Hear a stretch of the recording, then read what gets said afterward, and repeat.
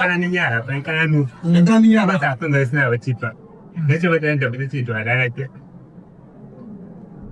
kai abu ga to ana za ku da aljanna insha Allah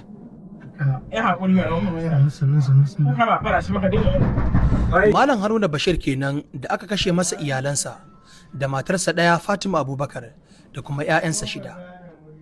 Babban abin ɗaukar hankali game da wannan mummunan al'amari da ya faru a unguwar Ɗorayi gidan kwari dai bai wuce yadda waɗanda ake zargi da aikata wannan kisan gilla suka yi ɓatan dabo ba, ta yadda ko sama ko ƙasa aka neme su aka rasa kuma aka rasa ta inda suka fita. Ana dai zargin sun shiga gidan ne sai suka rufe kofa, daga nan suka yi aika-aikar da za su yi kuma suka haura ta katanga suka gudu.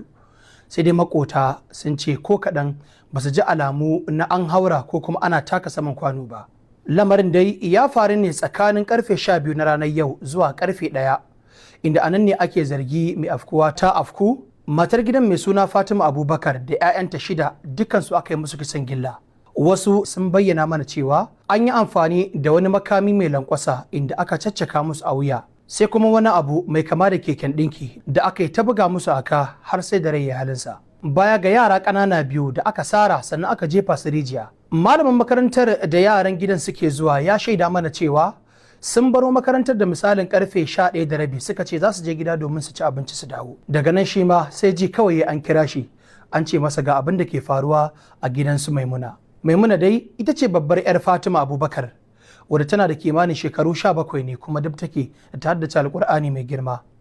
Wani abu kuma da ya ɗauki hankalin al'umma shine 'yan uwan marigayiya Fatima Abubakar sun tabbatar mana da cewar a baya-bayan nan ma an samu wasu ɓata gari da suka kama 'yar uwarta suka cire mata idanu sannan kuma suka yanke mata harshe har ita ma rai halinta. Tuni dai jami'an tsaro suka yi wa unguwar ƙawanya domin binciko waɗanda ake zargi da aikata wannan aika-aika. Bayan sun bincike loko da sako na gidan, inda har makwabtan gidan da kwangwaye ba a bar su a baya ba, su ma sai da aka shiga aka bincika. Amma har yanzu ba a samu koda mutum ɗaya da ake zargi da aikata wannan mummunar ta'ada ba. Wannan al'amari dai na ƙara ɗaga hankulan al'ummar jihar Kano, ta yadda ake samun makamantan irin waɗannan al'amura suna faruwa a kufi. Idan ba ku manta ba, a ƙarshen shekarar 2025 an samu wani matashi da aka zarga da zaro makogaran wani ladani a unguwar Hotoro da ke karamar hukumar Tarauni. Kazalika a karamar hukumar Kumbutsa ma an samu wata mata ita ma da aka shiga har gida aka kashe ta tare da ɗanta.